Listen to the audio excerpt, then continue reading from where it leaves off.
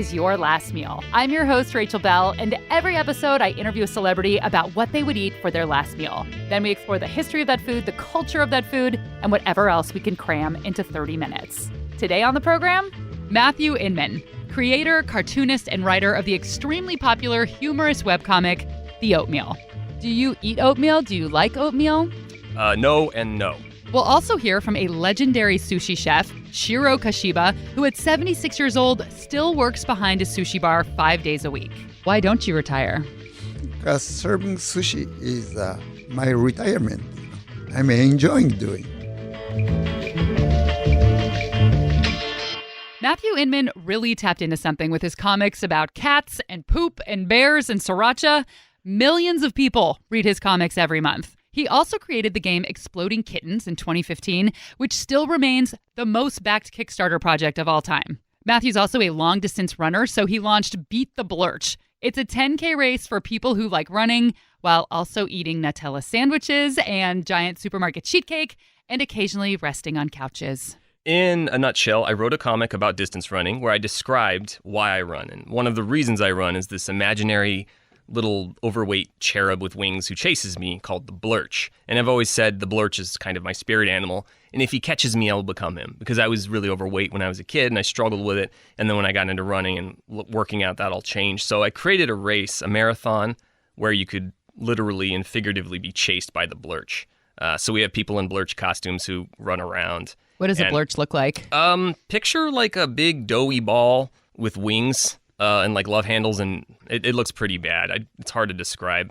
I'm imagining like the Marshmallow Man and then the Pillsbury Doughboy and then just some little wings on that. With a little bit of like Tim Burton in there. Hollow eyes. Yes, that exactly. It's a 10K half and a full marathon where you can run and there's cake at every aid station. So if you want to blurch out, you can. There's couches everywhere. We had donut eating contests. How much barfing is there at this race? There's a lot. And actually, on the full marathon, there's 7 bridges that you cross. It's a beautiful race.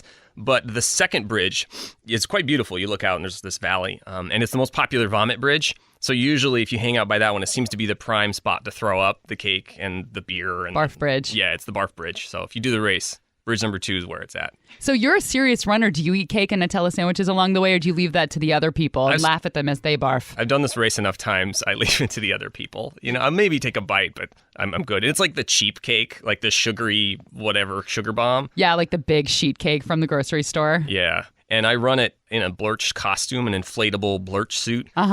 So typically I'm dealing with like a number of other problems like chafing and dehydration. Matthew used to be a web developer and web designer, like so many people here in Seattle, but eventually he craved more creative control. The whole make my logo bigger, make the logo pink, that kind of thing. I've been doing that my entire career and I was tired of it. So I built a website where I wouldn't have to answer to anyone, where I could work from home, not have a boss, and just run it exactly how I wanted to run it. And that website was actually an online dating website called Mingle 2. What was Mingle 1? Mingle 1 was already registered, is what it was. So I went with 2. He started writing nerdy quizzes to attract people to the dating website. Like, how much of a geek are you? And you answer a bunch of questions about Star Trek and whatever, astronomy. And so I started creating quizzes like that to get the word out about my site. And it worked. I had 100,000 people using it in a month. And then within 6 months, I had 1 million users. And then Matthew sold the dating website and found himself back in the rut of working under someone's thumb. So just for fun, Matthew drew a comic called How to Tell If Your Cat is Plotting to Kill You. You should Google it. Because this is the comic that Matthew put online and basically formed the Oatmeal from. He put this one comic online, he was flooded with followers immediately, and the rest is history. The Oatmeal was born. And if you've read the Oatmeal before, you will notice that cats are a central theme to a lot of the Oatmeal's comics. So I was really shocked to learn the following thing. I don't have any cats. I have 2 dogs. You don't have any cats? Yeah, I know. Oh my God, I just pulled back the curtain and I can't believe what's behind it. I get this all the time. The house fire we had, there was actually 17 cats living in that house when it burned down. Wow. And I was responsible for them and their litter box. So I think in terms of earning my due in the cat world, I was the Shawshank Redemption of cat poop in my house, and I suffered through it. So the poop Sherpa. Yeah. I've actually been thinking about getting a tarantula lately. And I was going to name him Kittens. And then if people ask if I have a cat, I'm like, no, I have kittens. I just have kittens. So the house fire that Matthew just referred to is his childhood home that burned down when he was 11 years old. Like he said, his family had 17 cats and all of them died in the fire. Okay, that's not exactly true. They didn't all die, but I don't want to give the ending away to this amazing comic. You should go to the Oatmeal and read it right now. It's called, well, not right now. You should go after you listen to this podcast. It's called When Your House is Burning Down, You Should Brush Your Teeth. And this was a comic that Matthew wrote on the 20th anniversary of that house fire. And this was a really significant cartoon for Matthew because it was pretty much the first serious cartoon that he drew and wrote about. The first time he decided to write about something personal rather than just the poop and the sriracha and the bears and the cats. And there's one other comic on the website that's really personal to Matthew that I was really struck by. I want to talk about one of your comics called How to Be Perfectly Unhappy. The idea of happiness in this country is just something that people are obsessed with. There's a million books and articles and everyday kind of these BuzzFeed lists, 29 ways to be happy. Yeah. And you start this comic by saying that you're not happy. Can you kind of talk about your relationship with happiness versus unhappiness? Sure. It starts with sort of how we define happiness in this world where it's binary. You're either happy or you're unhappy. There is no spectrum. And I hate looking at things in a binary way. I like spectrums. Like when I describe my day, I never say I've had a good day or a bad day. I say it was a 78% or 23%. I love gradients. And I look at happiness like that. I feel like I'm not happy or unhappy. I'm not lumped into these two categories. It is a giant whirlwind of feeling and thought that goes on. So that's kind of how I started it, was explaining that I think you should look at it in a broader spectrum than those two things. The other thing is I don't define happiness as smiling a lot and feeling joyful a lot. I experience bliss, but that lasts about as long as a sneeze does, 2, 3, and maybe at the most a couple minutes. So what I've found is better than trying to find this sort of permanent warm glow of joy that doesn't exist, is I just do things that are meaningful to me. 10 years ago, I got into running, and then a couple years ago, I got into ultra running, where you run extreme distances. And it's one of the most painful sports you can do. I mean, you run for hours and hours and hours on end over mountains at high elevations, and it's incredibly painful and awful, and you're calorie deprived and alone and cold. And I'm not smiling when I'm doing that, and I'm not happy, and I'm not joyful, but I am doing something incredibly meaningful to me. And that's become way more important to me than walking around with a grin on my face. Which would be creepy, especially if you were running and losing toenails and still smiling about it. I agree. And running aside, I mean, there are much easier ways to do it. I read a lot of books. I read a lot of comics. I work a lot. Sometimes I spend, 10, 12, 13 hours a day drawing.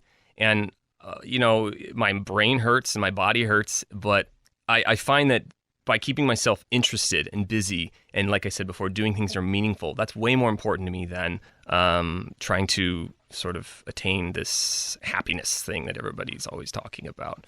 And maybe I'm just different. Maybe everybody else is walking around and they're smiling and feeling joyful, and I'm this sort of misaligned wretch who has no idea.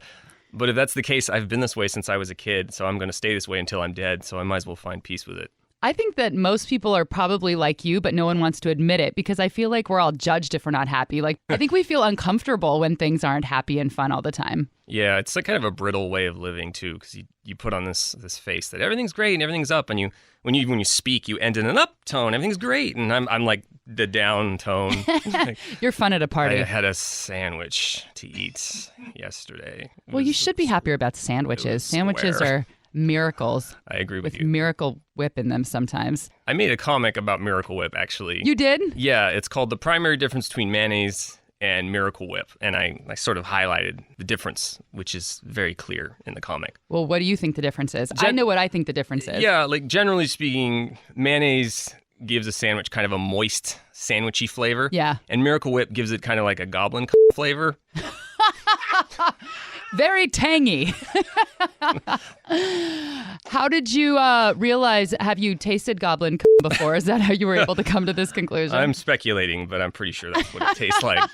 I'm sure you're getting that Matthew is a super smart dude, a very thoughtful person, someone who seems to really know himself and what he likes and what he likes to do in his life. And I think that his last meal definitely reflects all of those characteristics. And we will find out what Matthew Inman's last meal is after this break.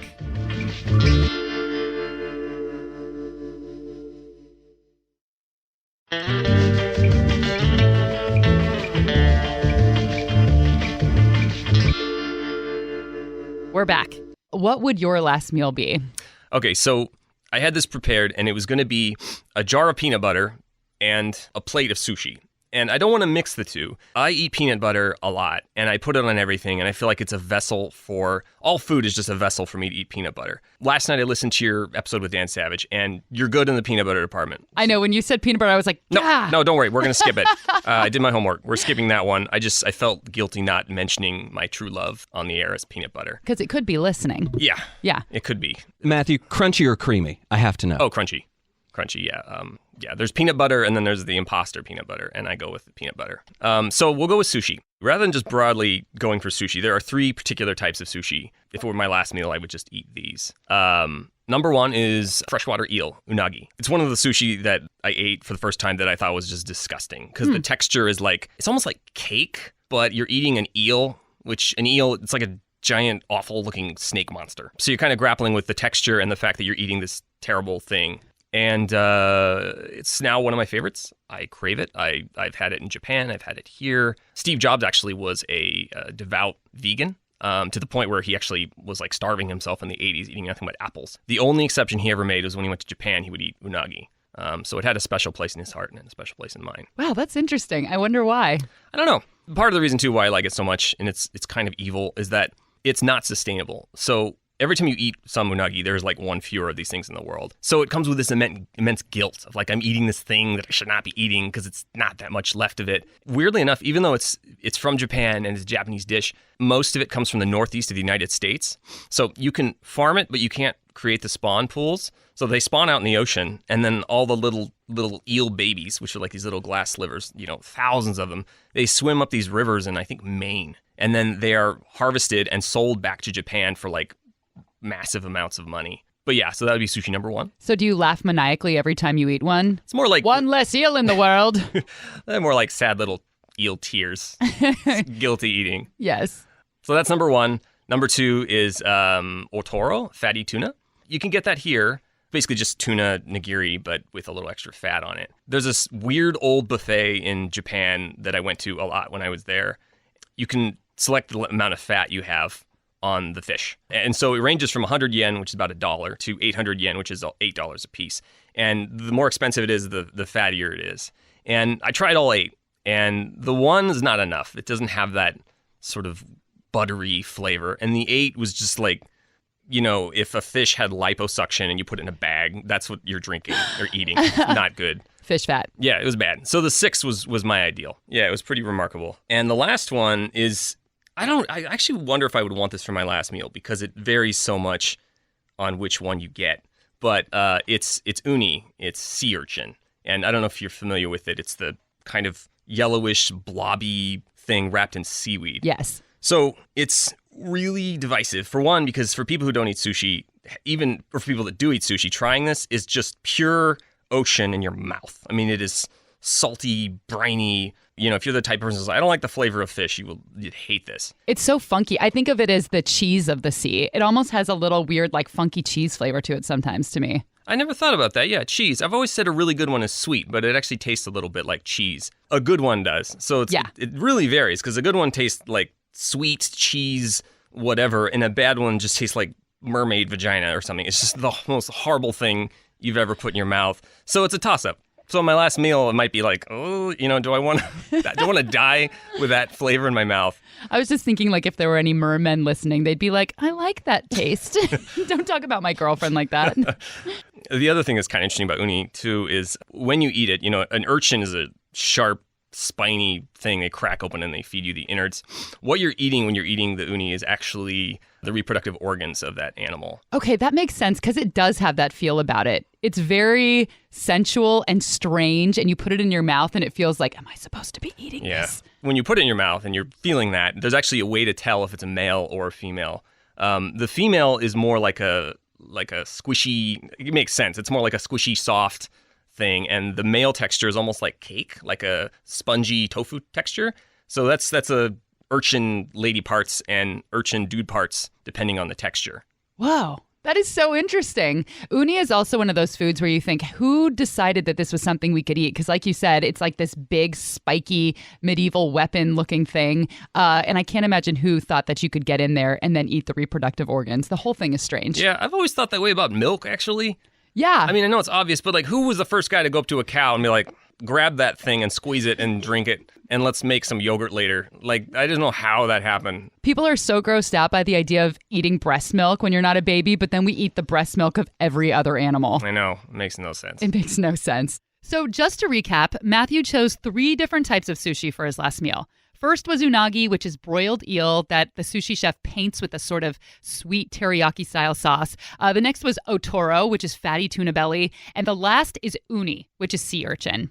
I'm really excited we're doing a sushi episode. I think everybody loves sushi. I didn't know anything about the history of sushi, but when we come back, you will learn the history of sushi with Shiro Kashiba. He is a 76-year-old sushi chef who apprenticed under famous Tokyo sushi master Jiro Ono. Did you ever see that documentary on Netflix? It's called Jiro Dreams of Sushi. Well, that is the Jiro we're talking about, the greatest sushi chef in the world, and we get to talk to his apprentice when we come back.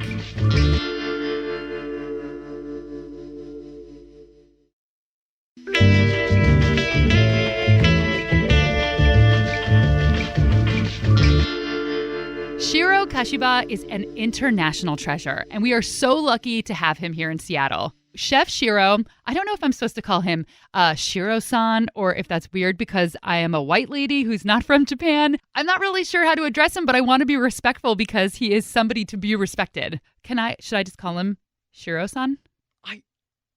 I think so. I don't know if just calling him Shiro is disrespectful. I don't know the technical Japanese custom. I heard him call Jiro-san every time he talked about him. He added the respectful san, but I don't know if he's allowed because they work together. I did call him Shiro-san when he was here, and he seemed to like it. He smiled. Okay.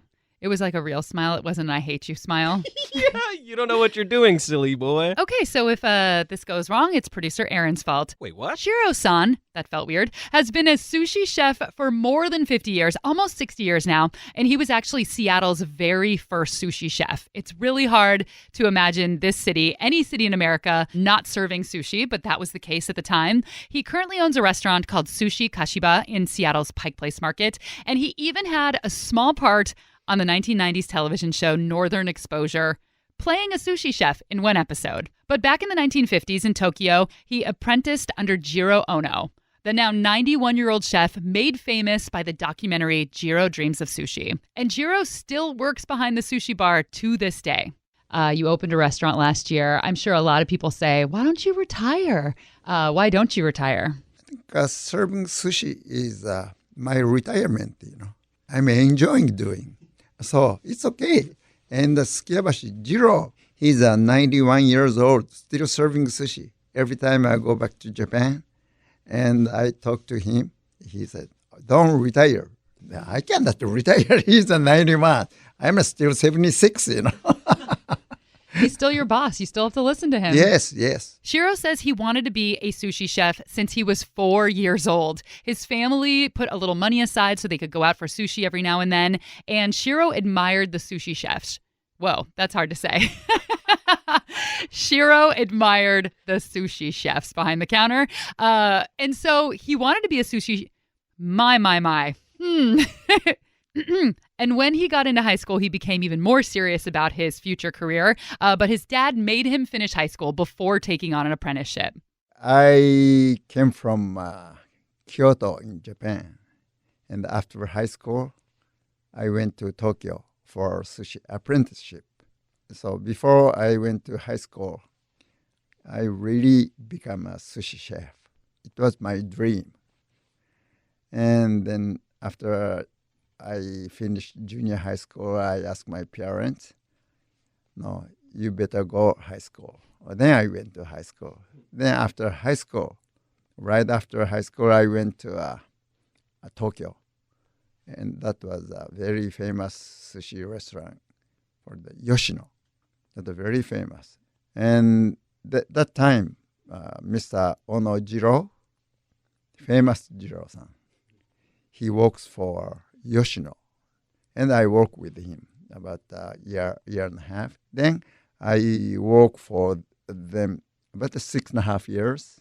My time, 6.5 years apprenticeship, that's not enough. But I already have a plan to go some Western country. That's my dream too. So I wrote a lot of letter to the United States sushi restaurant and the Europe sushi restaurant. And what year was that?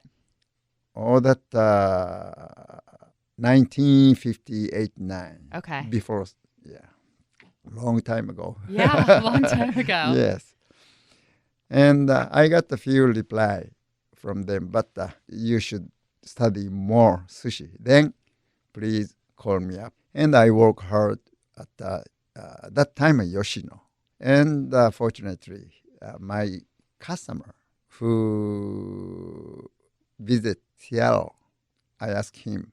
Actually, I didn't know where the Seattle was, but still I like to come to the United States. So I talked with him, and he negotiated to a Tanaka restaurant in Seattle. That was 1966, December 1st. And you were Seattle's first sushi chef, is that right? Actually, yes, that's right. But the Edomae style sushi.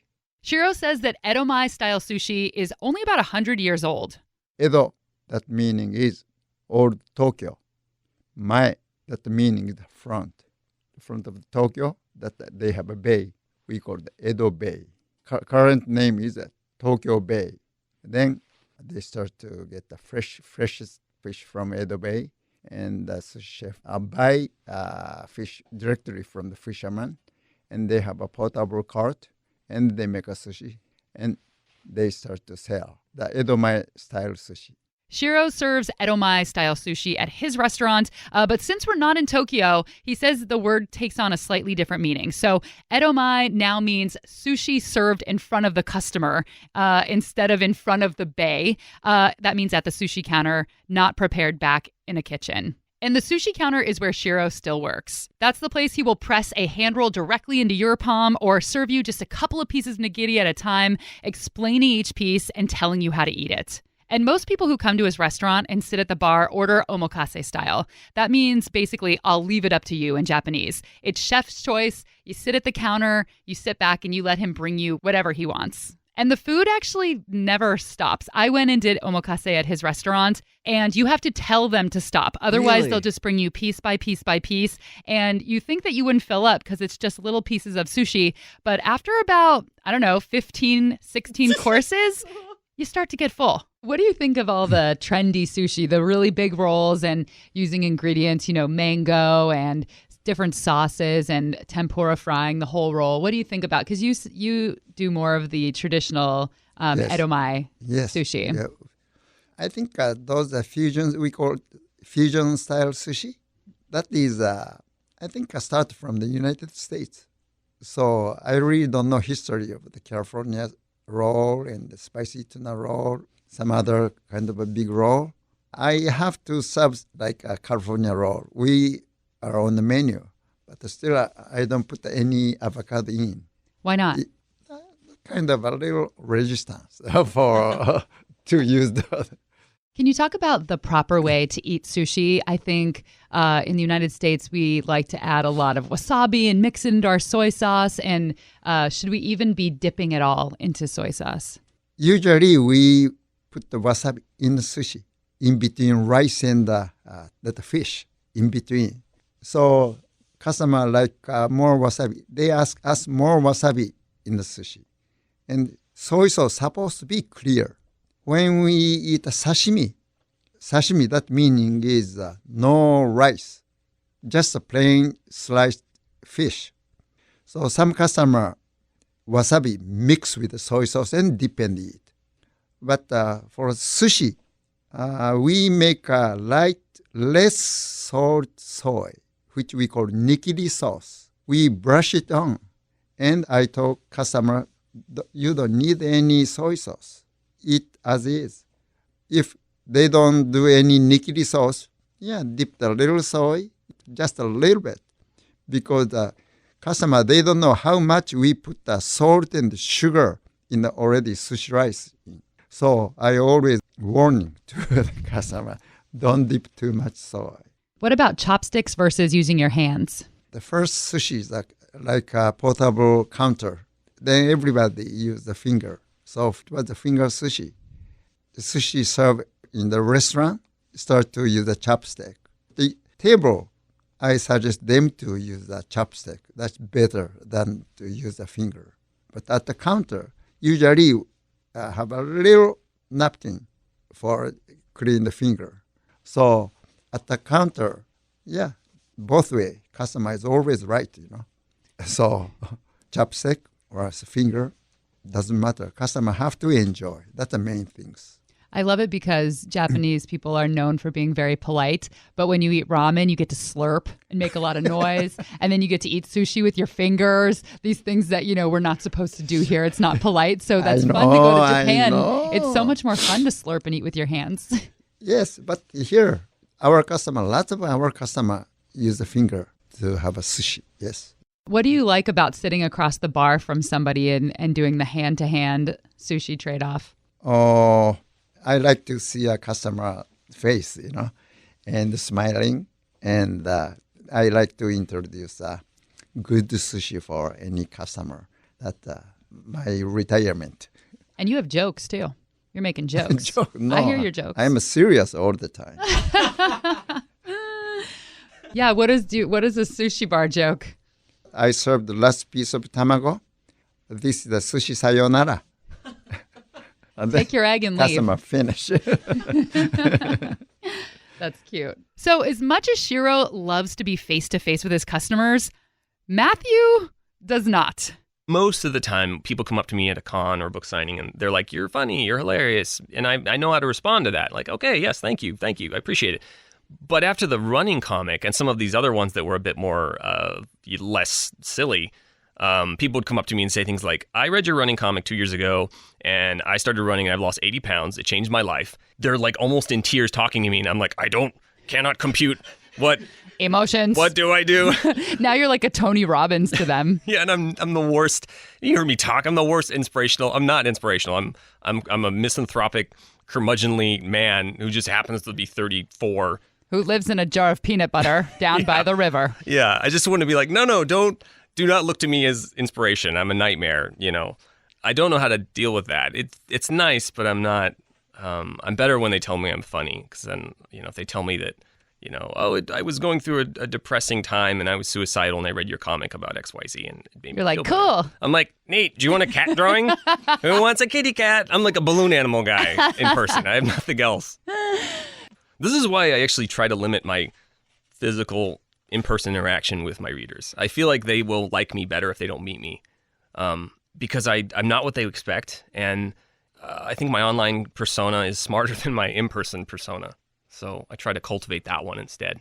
It's hard to listen to Matthew talk this way because I found him to be super personable. He makes excellent eye contact. He has something to say about everything. He's a great interview. He's a super nice dude. But his opinion of himself seems so different than the opinion I have of him, and probably the opinion a lot of people have of him.